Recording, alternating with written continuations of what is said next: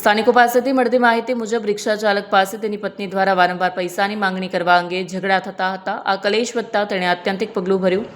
આ ઘટનાની જાણ થતાં તાત્કાલિક ફાયર વિભાગની જાણ કરવામાં આવી। ફાયર વિભાગના જવાનોએ ઘટનાસ્થળે પહોંચી કાબૂ મેળવ્યો અને ગંભીર હાલતમાં વ્યક્તિને સારવાર અર્થે નવી સિવિલ હોસ્પિટલ ખસેડવામાં આવ્યો। હોસ્પિટલ સૂત્રો પાસેથી મળતી માહિતી અનુસાર વ્યક્તિની હાલત અત્યંત ગંભીર જણાવાય છે। પોલીસે ઘટનાની નોંધ લઈ વધુ તપાસ હાથ ધરી છે।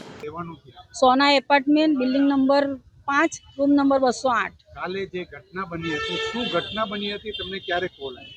ઘટના બની હતી ને તે એ લોકોનું બધી માફી પત્ર બધા ભેગા થઈને માફી માંગતા હતા। તે એનો છોકરો છે વિવેક દાભોળકરે, એને મને 3:58 ફોન કર્યો હતો કે મારા પપ્પાએ આગ લગાવી લીધી છે, સિવિલમાં લઈ ગયા છે। એટલે હું સિવિલમાં આવી હતી। તમને જ્યારે સિવિલમાં તમે આવ્યા તો તમે શું જોયું? હું સિવિલમાં આવી ને તો એને છે ને તો બધા લોચા કાઢતા હતા અને નામ નહોતું લખાયું કે ભાઈ સંતોષ છે એમ। એની ઉંમર કેટલા સાલની છે? 53 વર્ષ છે। શું કામ કરતા? એ રિક્ષા ચલાવે છે। હવે તમારી માંગો શું છે ને તમે શું ત્યાં જે આપઘાત કર્યો તેનું કારણ શું છે?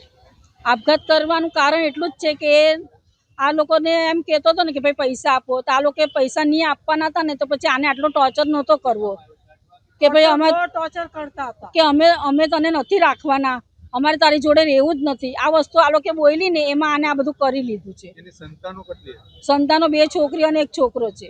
સામેવાળી પક્ષનો એની વાઈફનું એમ કહેવાનું છે કે અમને આગળ બી તમારા ભાઈએ ધમકીઓ આપેલી છે કે હું તમને બધાને લઈને આપઘાત કરી નાખીશ, એટલે આ ડરથી બિચારા ઘરે ત્યાં ચાલ્યા ગયા। આ બધું છે ને ખોટું છે। મારો ભાઈ એવી કે ધમકી નહીં આપે અને એવી ધમકી આપી હોત ને તો આજે 28 વર્ષથી એની જોડે રહ્યો નહીં હોતે જો એવો હોતે ને તો, કારણ કે એને કોઈ જાતનું વ્યસન નથી કે આ ધમકી આપે।